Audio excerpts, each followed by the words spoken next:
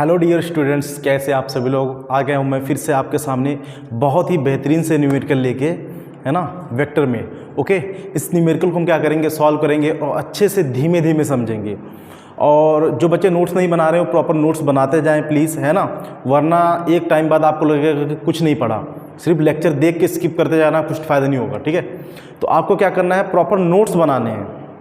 तो मैंने serial wise videos डाली हैं, उसके अकॉर्डिंग सभी को नोट्स बनाना है। मैं देखता हूँ कि काफ़ी लोग लेक्चर मिस करते हैं, है ना, देख नहीं रहे। तो अच्छे से लेक्चर को देखिए यार, तभी तो आपको समझ में आएगा, तभी तो आपको से न्यूमेरिकल बनेगा। ओके, इसके बाद मैं जेई और नीट के भी PYQs कराऊंगा, तो आप लोग ध्यान से समझे कॉन्सेप्ट को। अभी मैं आपके सामने एक छोटा सा न्यूमेरिकल लेके आया हूँ। ओके, इसको सॉल्व करते हैं। इसमें लिखा गया है वेक्टर P, जो देखो दे रखा है, एक वेक्टर P इतना दे रखा है एंड Q इतना दे रखा है, are perpendicular to each other, then find the value of A.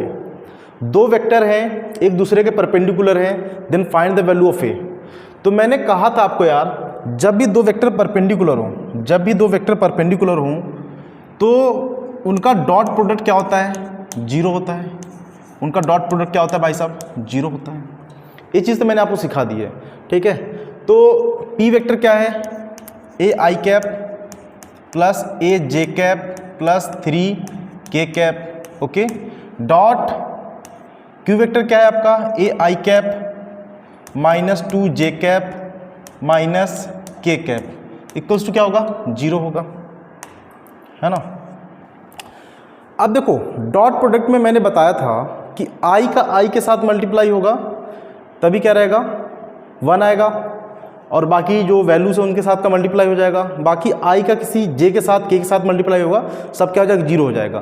तो मैंने आपको कॉन्सेप्ट बताएगा, आई का आई के साथ मल्टीप्लाई कराओ, जे का जे के साथ कराओ, के का के साथ कराओ। ठीक है, तो यहाँ पर आई का आई के साथ कराएंगे तो क्या हो जाएगा भाई साहब, ए स्क्वायर, जे का जे के साथ कराएंगे तो क्या हो जाएगा, माइनस का 2a, और के का के साथ कराएंगे तो माइनस का 3 इक्वल्स टू 0। अब यहाँ पर पूछा है ए की वैल्यू। ओके, तो क्वाड्रेटिक इक्वेशन बन रही है, हिसाब से देखा जाए तो इसका फैक्टराइजेशन कर लोगे तो क्या हो जाएगा, A square minus 3a plus a और माइनस 3 इक्वल्स टू क्या हो जाएगा, 0 हो जाएगा। ओके, जरा यहाँ पे a कॉमन लेना है तो क्या बचेगा, a माइनस 3 प्लस 1 कॉमन ले तो क्या बचेगा, a माइनस 3। ओके, अब a माइनस 3 दोनों में तो कॉमन ले लें, क्या बचेगा, a minus 3 a plus 1 equals to क्या आ गया आपका, 0 आ गया। तो a की वैल्यू बेटा यहाँ पे आ गई 3 कॉमा माइनस 1। तो a की यहाँ पे दो वैल्यू एग्जिस्ट कर रही हैं, 3 कॉमा माइनस 1। ओके, मतलब a की वैल्यू 3 के लिए और माइनस 1 के लिए ये दोनों वेक्टर क्या होंगे, आपस में परपेंडिकुलर होंगे। ठीक है, आशा करता हूँ कि आपको समझ में आ रहा है। बढ़ते हैं नेक्स्ट प्रॉब्लम पे। ओके, अच्छा, आगे हमारा नेक्स्ट टॉपिक है एंगल बिटवीन टू वेक्टर्स, किन्हीं दो वेक्टर के बीच का एंगल कैसे निकालते हैं। ओके, जैसे कि दो वेक्टर दिया है, सपोज दैट एक वेक्टर रहा ही,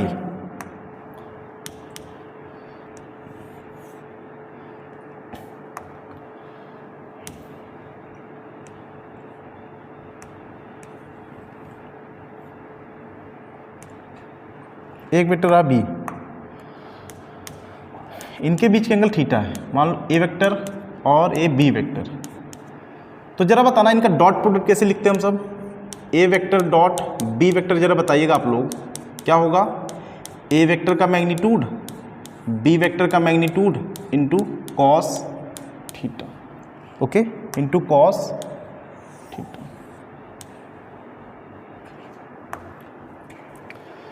आई थिंक आपको समझ में आ रहा होगा, है ना।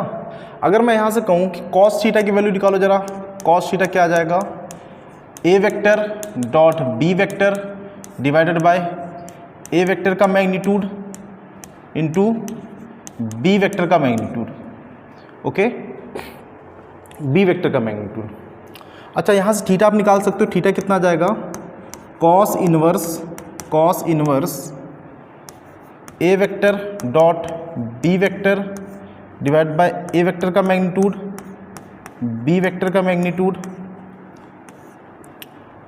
ओके, इस तरीके से एंगल वगैरह निकालते हैं। बात समझ पा रहे कि नहीं? होप सो आपको समझ में आ रहा होगा। सीधा सीधा सा ए वेक्टर डॉट बी वेक्टर क्या होता है, ए बी कॉस थीटा। तो यहाँ से थीटा हमको निकालना है, दोनों वेक्टर के बीच का एंगल। तो वो टेल टू टेल कनेक्ट है, तो दोनों वेक्टर के बीच का एंगल निकालना है हमको यहाँ से। ओके, तो क्या करेंगे, कॉस थीटा यहाँ से निकाल देंगे और ए वेक्टर के मैग्नीट्यूड और बी वेक्टर के मैग्नीट्यूड को डिवाइड कर दिया हमने। तो क्या आ गया भाई साहब, theta equals to cos inverse A vector dot B vector divide by A vector का मैग्नीट्यूड और बी वेक्टर का मैग्नीट्यूड। ओके, आगे बढ़ते हैं। देखो क्या क्या रखा है, एंगल बिटवीन वेक्टर, इन दोनों वेक्टर के बीच का एंगल निकालना है आपको। तो आपने सीखा यहाँ से, क्या सीखा कि थीटा इक्वल्स टू होता है cos inverse A vector dot B vector divide by A vector का मैग्नीट्यूड बी वेक्टर का मैग्नीट्यूड। ऐसे करके इन दोनों के बीच का एंगल निकाल सकते हैं भाई साहब।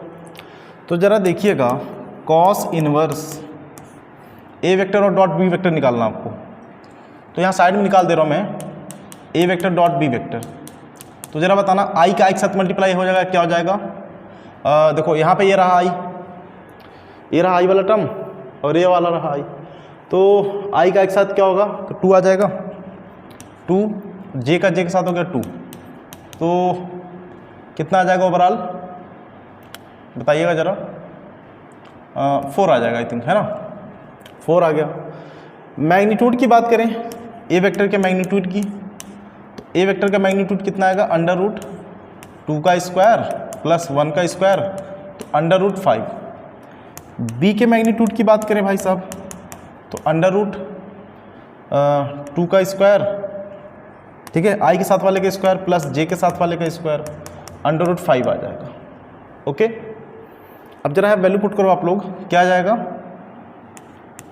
ए वेक्टर डॉट बी वेक्टर की वैल्यू है 4 और ए के मैग्नीट्यूड की वैल्यू है रूट 5 और बी वेक्टर के मैग्नीट्यूड की वैल्यू है रूट में 5।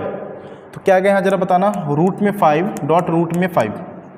ओके, जब इनका मल्टीप्लाई होगा तो क्या हो जाएगा, कॉस इनवर्स 4/5। आपको पता है कॉस इनवर्स 4/5 की वैल्यू क्या होती है, 37 होती है, मैंने आप लोग को बता रखा है, ठीक है। तो आंसर आ गया आपका 37 डिग्री। ओके, तो इन दोनों वेक्टर के बीच का एंगल कितना हो गया भाई साहब, 37 डिग्री।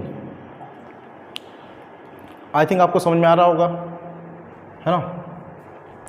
आगे बढ़ते हैं, आगे क्या क्या रखा है, एक और सवाल है, find angle between A vector and B vector. Same फंडा वही लगाओ, क्या, theta equals to cos inverse A vector dot B vector divide by A vector का मैग्नीट्यूड बी वेक्टर का मैग्नीट्यूड। ओके, समझ में आ रहा है कि नहीं, ए वेक्टर का मैग्नीट्यूड और बी वेक्टर का मैग्नीट्यूड। तो बताना एक चीज़, यहाँ से A vector dot B vector की वैल्यू कितनी है, पहले यही निकाल दो, ए वेक्टर डॉट बी वेक्टर। आई का एक साथ मल्टीप्लाई हो जाएगा, क्या हो जाएगा भाई साहब, 12 3 36 और प्लस 20। ओके, कितना आ जाएगा, अप्रॉक्सीमेट 56 आ जाएगा। A vector dot B vector की वैल्यू क्या आ जाएगी भाई साहब, 56 आने वाली है। ओके, अब ए वेक्टर के मैग्नीट्यूड, ए वेक्टर के मैग्नीट्यूड की वैल्यू अगर निकाले कितनी आएगी, अंडर रूट आई के साथ वाले स्क्वायर मतलब 3 का स्क्वायर प्लस 4 का स्क्वायर, तो ये आ जाएगा भाई साहब अंडर रूट 25 और इसकी वैल्यू होगी 5। इसी तरीके से बी वेक्टर के मैग्नीट्यूड की वैल्यू निकालें हम, तो बी वेक्टर के मैग्नीट्यूड की वैल्यू क्या आएगी जरा बताना आप लोग, अंडर रूट 12 का स्क्वायर प्लस 5 का स्क्वायर 144 प्लस 25 अंडर रूट 169 मतलब कि क्या आ गया 13 आ गया। ओके 13 आ जाएगा। तो यहाँ पे आप लोग वैल्यू पुट करना जरा, cos inverse A vector dot B vector की वैल्यू कितनी है हमारी 56 डिवाइडेड बाय 13। ओके सॉरी 13, देखो ज़रा ध्यान से देखना,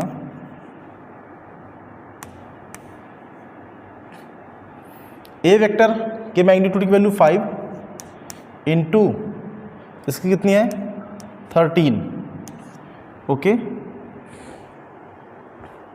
तो इस तरीके से आप लोग इसको कट करके आप लोग आगे आंसर निकाल सकते हो, ठीक है, इसको सिंप्लीफाई करके। नहीं तो आप ऐसे लिख सकते हो, theta equals to cos inverse 56 65, ठीक है 65, ऐसा करके आंसर आ जाएगा, ठीक है।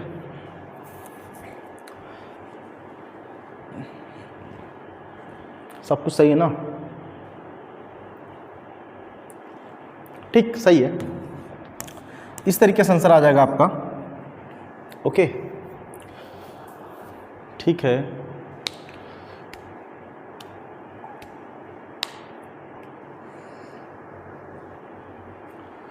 चलिए बढ़ते हैं नेक्स्ट सवालों की तरफ आपके, कि नेक्स्ट क्वेश्चन हमारा क्या कह रखा है, ओके, आते हैं। हाँ, नेक्स्ट टॉपिक है हमारा projection of A vector on B vector. B vector का ए वेक्टर का प्रोजेक्शन ऑन बी वेक्टर, ठीक है ना। ए वेक्टर का क्या प्रोजेक्शन होगा बी वेक्टर पे, ए कहा है इन्होंने, ओके।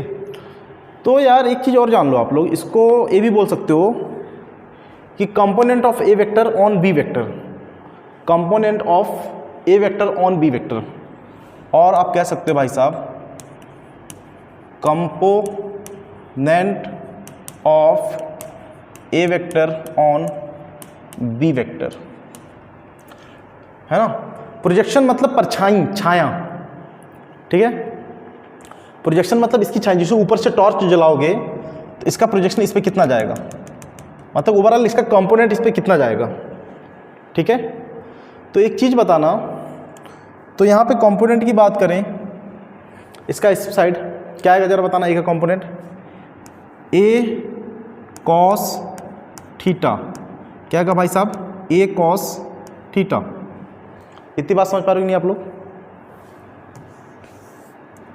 क्या आने वाला है ए कॉस थीटा, है ना। इसका प्रोजेक्शन बी पे क्या आएगा भाई साहब ए कॉस थीटा। बात समझे क्या?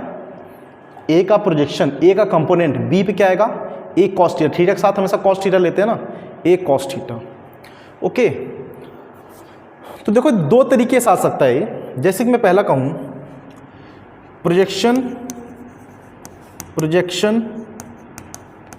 Of A vector on B vector in scalar form में, ठीक है। तो स्केलर फॉर्म में देखो बेटा कैसे लिखेंगे, जरा देखना क्या लिखा है ए और कॉस थीटा, ए कॉस थीटा, ठीक। तो जो इसका कंपोनेंट आया क्या है स्केलर फॉर्म में यहाँ पे, है ना, कोई डायरेक्शन वगैरह की बात नहीं कर रहा है। तो एक चीज़ बताओ जरा मेरे को, क्या मैं कॉस थीटा को ऐसे लिख सकता हूँ क्या, A vector dot B vector divide by A vector का मैग्नीट्यूड और बी वेक्टर का मैग्नीट्यूड। जरा ध्यान से देखना यहाँ पे, कॉस थीटा को लिख दिया मैंने A vector dot B vector divided by A vector का मैग्नीट्यूड और बी वेक्टर का मैग्नीट्यूड। बात समझ पा रहे कि नहीं यार? अच्छा ये क्या है, क्या मैं इसको ऐसे लिख सकता हूँ ए वेक्टर को मैग्नीट्यूड को, क्या मैं ऐसे लिख सकता हूँ ए, मैंने बता रखा था, है ना। तो मतलब कि जो ए लिखा है इसको ए वेक्टर का मैग्नीट्यूड लिख सकता हूँ, मतलब कि ओवरऑल इससे इसको कैंसिल आउट कर सकता हूँ, है ना। तो अब हमारा बचेगा क्या, हमारा बचेगा सर ए वेक्टर और B vector divide by B vector का magnitude, okay, B vector divide by B vector का मैग्नीट्यूड। अच्छा जरा बताना B vector divide by B vector के मैग्नीट्यूड को क्या मैं लिख सकता हूँ बी कैप, है क्या इसको मैं ऐसा लिख सकता हूँ A vector dot B cap, है ना, इसको इसी तरीके से तो लिखते थे, A vector dot B cap, unit vector को, है ना, यूनिट वेक्टर ऑफ बी, बात समझे क्या, यूनिट वेक्टर ऑफ बी। तो यहाँ पे देखो ए भी क्या है, वेक्टर फॉर्म में है, और बी भी क्या है, वेक्टर फॉर्म में, यूनिट वेक्टर भाई साहब, और दोनों का क्रॉस प्रोडक्ट, सॉरी दोनों का डॉट प्रोडक्ट क्या देगा, एक स्केलर क्वांटिटी देगा, है ना। तो ओवरऑल जो रिजल्ट आया किस फॉर्म में आया, स्केलर फॉर्म में आया। क्या है, projection of A on be in scalar form क्या आ जाएगा, A vector dot B cap, ठीक है, याद रखना आप लोग, ओके। आगे देखते हैं,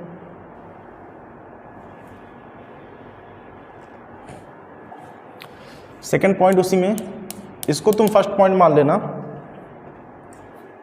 इसको तुम फर्स्ट पॉइंट मान लेना, वेरी इंपॉर्टेंट केस है, बहुत अच्छा क्वेश्चन आते हैं इस पे, है ना।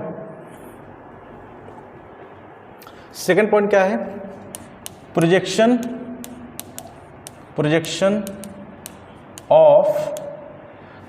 Of A vector on B vector इन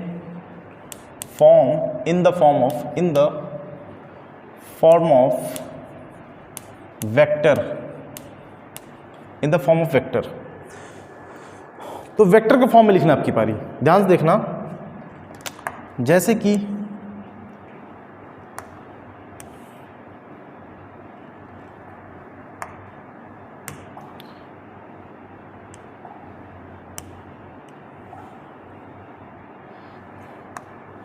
मान लो ये था ए वेक्टर, ये था बी वेक्टर, इनके बीच एंगल क्या था, थीटा था, ठीक।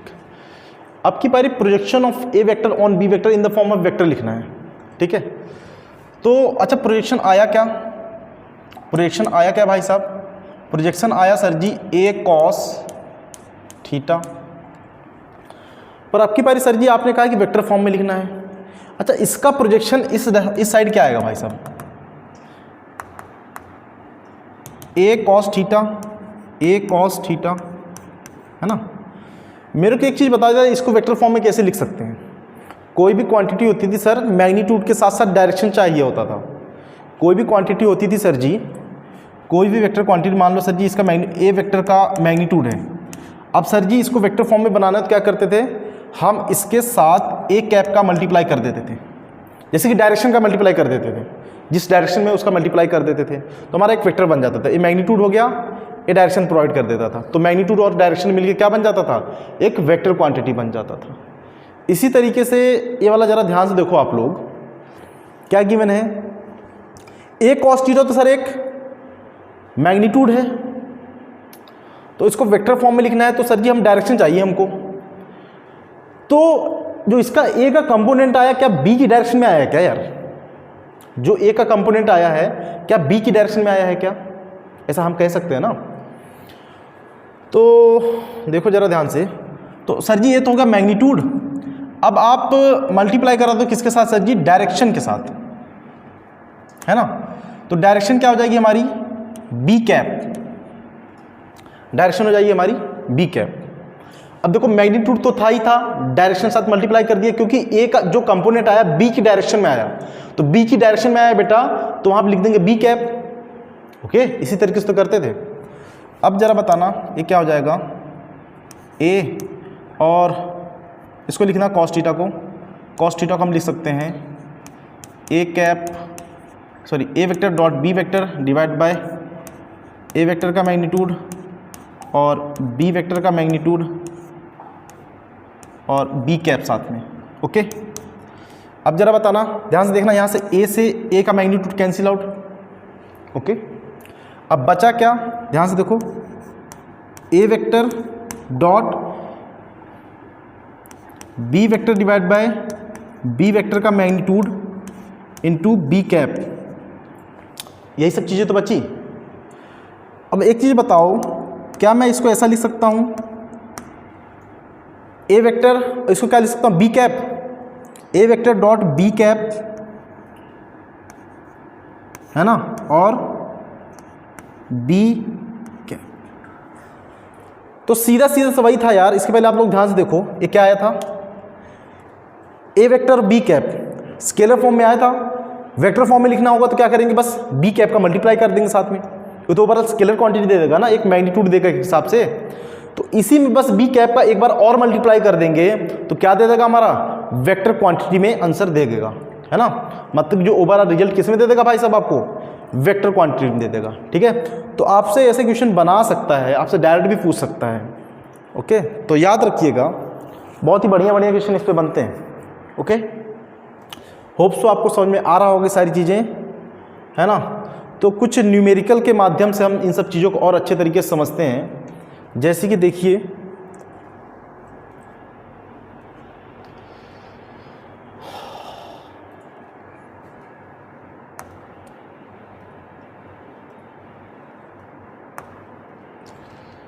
देखो इन्होंने न्यूमेरिकल दे रखा है,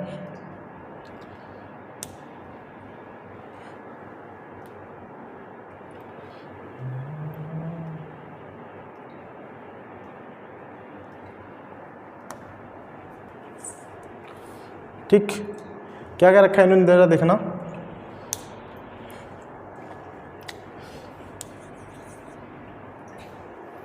इन्होंने क्या रखा है कि find component of A 3i cap plus 4j cap along i cap plus j cap. तो इसका कंपोनेंट फाइंड करना है इसके अलॉन्ग। ओके, तो देखो अब आपका आंसर स्केलर फॉर्म में, वेक्टर फॉर्म में, दोनों भी आ सकता है। ऑप्शन में आपको दिया रहेगा, आपको ऑप्शन देख के अंदाजा लगाना पड़ेगा कि आंसर को हमें स्केलर फॉर्म में लिखना है कि वेक्टर फॉर्म में लिखना है ना। कोई भी कंपोनेंट आपको पूछ सकता है, तो सपोज दैट यहाँ पे पूछा गया है जो भी, तो देखते हैं क्या होगा। इसका कंपोनेंट अलॉन्ग टेस्ट, तो क्या लिख सकता हूँ इसको मैं, इसको मान लो तुम, अच्छा ऐसा करते हैं, इसको मान लेते हैं ए वेक्टर क्या आया 3i cap plus 4j cap, इसको मान लेता हूँ मैं बी वेक्टर क्या आ जाएगा i cap plus j cap. अगर बात किया जाए कंपोनेंट इसका कंपोनेंट क्या आ जाएगा भाई साहब इस डायरेक्शन में, ए वेक्टर डॉट बी कैप, ऐसा लिख सकता हूँ मैं, ए वेक्टर डॉट बी कैप। तो आंसर किस में आ जाएगा हमारा, मैग्नीट्यूड के फॉर्म में आ जाएगा। ओके, तो क्या गया भाई साहब जरा देखना, तो 3i cap plus 4j cap, और बी कैप की वैल्यू क्या आ जाएगी आपको पता है, क्या आएगी भाई साहब जरा बताना। i cap plus j cap divide bye इसका मैग्नीट्यूड अंडर रूट 1 का स्क्वायर प्लस 1 का स्क्वायर। तो i के साथ मल्टीप्लाई होगा तो क्या आ जाएगा भाई साहब 3 प्लस 4 डिवाइड बाय रूट 2, तो मतलब कि 7 by root 2 is your answer, 7 by root 2 is your answer. ये तो आ गया स्केलर फॉर्म में। अगर वेक्टर फॉर्म में पूछता तो क्या करते भाई साहब, एक बार बी कैप का मल्टीप्लाई और करा देते, आपका वेक्टर फॉर्म में आंसर आ जाता अच्छे से। ओके, आप समझ पा रहे हैं उम्मीद करता हूँ मैं। अच्छा, एक सवाल और है थोड़ा सा इम्पोर्टेंट, ध्यान से देखना आप लोग।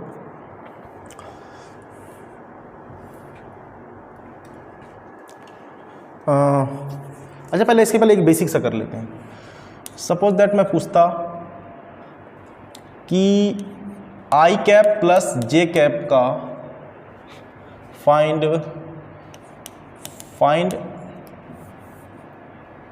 Projection of I cap plus J cap along I cap minus J cap. तो जरा देखो क्या आएगा, A vector dot B vector का कैप, तो I cap plus J cap, I cap plus J cap क्या जाएगा डॉट में, I cap minus J cap divide by under root 1 का स्क्वायर प्लस 1 का स्क्वायर। ओके, तो क्या आ जाएगा 1 माइनस 1 डिवाइड बाय रूट 2, तो क्या आने वाला है भाई साहब 0 आने वाला है। सही कह रहा हूँ, क्या आएगा आपका 0 आ जाएगा। ठीक है, अच्छा तो हुआ कैसे यार, तो एक चीज़ जानो जरा, तो ओवरऑल एक चीज़ कॉन्सेप्ट समझो, पहले पकड़ो। मैं कहना चाहता हूँ, जैसे कि मैं कहूँ एक वेक्टर है, एक वेक्टर ए है आई cap plus J cap, okay. तो मैं आपसे कहूँ कि इसके परपेंडिकुलर वेक्टर कोई बताइए, कोई ऐसा वेक्टर बताइए जो इसके परपेंडिकुलर हो, ओके। मैं आपको कहूँ, क्या मैं बी वेक्टर को ऐसा सिलेक्ट कर सकता हूँ, आई कैप माइनस जे कैप? कैसे कह सकते हो आप सर?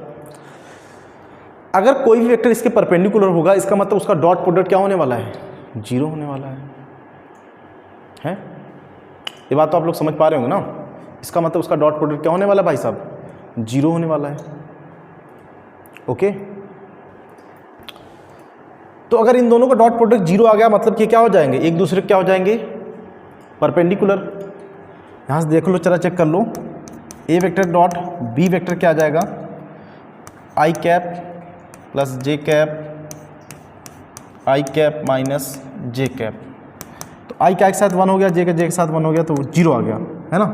तो इसका मतलब यहाँ पे हम कह सकते हैं जो i माइनस जे होगा इसके परपेंडिकुलर होगा। आपसे ऑप्शन में दे सकता है which one of the following vector is perpendicular to that vector. तो क्या कर लेना है, दोनों का डॉट प्रोडक्ट लगा के आपको 0 प्रूफ कर देना है। जिसमें 0 आ जाए तो समझ लेना वही आपका आंसर होगा, है ना। एक सवाल की मैं और बात करूं कि अगर इस टाइप का सवाल पूछे आपसे, कहे कि find angle made by vector √2 I cap plus J cap plus का के कैप प्लस का के कैप, ओके, विद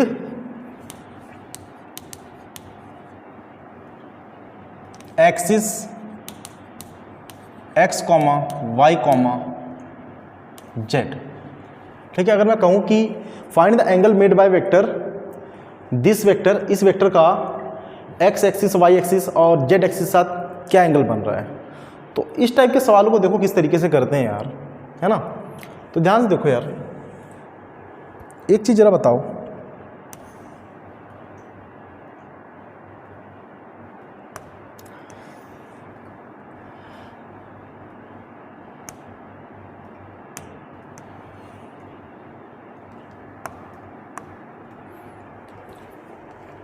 जैसे कोई वेक्टर है, सपोज दैट गिवन है ए वेक्टर, ए वेक्टर, ओके। अगर यहाँ पे एंगल क्या है भाई साहब, मान लो अल्फा एंगल है, ओके, मान लो क्या है, अल्फा एंगल है। तो आपको पता है कि कॉस अल्फा बराबर कितना आने वाला है, ओके। मेरा कहने का मतलब, अगर मैं इसका कंपोनेंट ले लूँगा, मान लो इसका कंपोनेंट आ गया ax, है ना। तो यहाँ से आपको पता है कि कॉस अल्फा बराबर सर जी आएगा बेस बाई हाइपोटेनस। तो ax divide by A vector का मैग्नीट्यूड, इस तरीके से निकाल सकते हैं हम सब। अच्छा, अगर मैं पूछूं, ये तो आ गया x एक्सिस साथ, x एक्सिस साथ, y रहा, ये रहा z। मान लो कि बीटा एंगल बना रहा है आपका किसके साथ, y एक्सिस साथ। तो cos बीटा बराबर क्या हो जाएगा, तो जरा बताना भाई साहब, cos बीटा बराबर यहाँ से क्या हो जाएगा, by divide by A vector का मैग्नीट्यूड, ए वेक्टर का मैग्नीट्यूड, ओके। मान लिया मैंने कि इसका जो कंपोनेंट इधर साइड आया, इसको तुम लिख सकते हो ए वाई लिख दो चाहो तो, है ना। ए वाई लिखना है तो ए वाई लिख दो। देखो जरा, इसको मैं क्या कर रहा हूँ, ए वाई लिख दिया, ठीक है, ए वाई लिख दिया। बात समझ पा रही नहीं यार? ओके, इसी तरीके से इसके साथ अगर एंगल क्या बना रहा है, गामा बना रहा है, तो कॉस गामा इक्वल्स टू क्या हो जाएगा, बताना जरा। इसका इधर साइड कंपोनेंट मैंने मान लिया ए जेड, तो क्या आ जाएगा, base A Z by hypotenuse A vector का मैग्नीट्यूड। ओके ना? तो अब जो ए वेक्टर आपने लिखा पूरा वेक्टर, इसका कंपोनेंट क्या क्या लिखा आपने, ए एक्स लिखा आई कैप की डायरेक्शन में, मैं पहले बता चुका आपको। ए वेक्टर को लिखा ए एक्स आई कैप प्लस ए वाई जे कैप प्लस ए जेड के कैप। ये जो पूरा वेक्टर था उसी के कंपोनेंट सारी तरफ लिख के तुमने आई जे के फॉर्म में लिख दिया, मतलब कि कार्टेशियन फॉर्म में लिख दिया। तो वही तो वेक्टर दे रखा है कार्टेशियन फॉर्म में, यही तो ए वेक्टर है। तो ए वेक्टर बराबर यहाँ पे गिवन है आपको √2 आई cap plus J cap plus के कैप। तो यहाँ पे ए एक्स की वैल्यू क्या हो जाएगी भाई साहब, √2, ए वाई की वैल्यू क्या हो जाएगी 1, और ए जेड की वैल्यू क्या हो जाएगी भाई साहब 1। ओके, ए जेड की वैल्यू हो जाएगी 1, है ना? बात समझे क्या? अब जरा बताना यहाँ पे कॉस अल्फा क्या आएगा, कॉस अल्फा बराबर हो जाएगा sir ji A X √2 divide by A vector का मैग्नीट्यूड। अच्छा, ए वेक्टर का मैग्नीट्यूड कितना होगा भाई साहब, √ आई के साथ वाले का स्क्वायर √2 का स्क्वायर प्लस जे के साथ वाले का स्क्वायर प्लस के साथ वाले का स्क्वायर। ओवरऑल आ जाएगा √4 आएगा, √4 की वैल्यू 2, तो √2 डिवाइड बाई 2 तो कैंसिल आउट हो क्या आ जाएगा 1/√2, मतलब कि अल्फा की वैल्यू कितनी आ गई 45 डिग्री। अल्फा की वैल्यू आ गई भाई साहब की 45 डिग्री। ओके, इसी तरीके से कॉस बीटा बराबर क्या होगा, ए वाई क्या है यहाँ पे 1 है, जे के साथ क्या है 1 है ना, तो 1 डिवाइडेड बाय 2 मतलब बीटा की वैल्यू आ गई 60 डिग्री। इसी तरीके से कॉस गामा हो जाएगा, कॉस गामा क्या होगा भाई साहब 1/2 बेटा, है ना, क्या हो जाएगा 1/2 ए बी, देखो ना, ए जेड 1 और डिवाइड बाय इसका मैग्नीट्यूड 2, तो गामा की वैल्यू भी क्या आएगी भाई साहब की 60 डिग्री आ जाएगी। ओके, तो इस तरीके के सवालों को इस तरीके से सॉल्व कर लेंगे, है ना। चलिए ये लेक्चर यहीं समाप्त करते हैं, आगे कुछ इंपॉर्टेंट जेई और नीट क्वेश्चन मैं आपको करवाता हूँ। Thank you very much.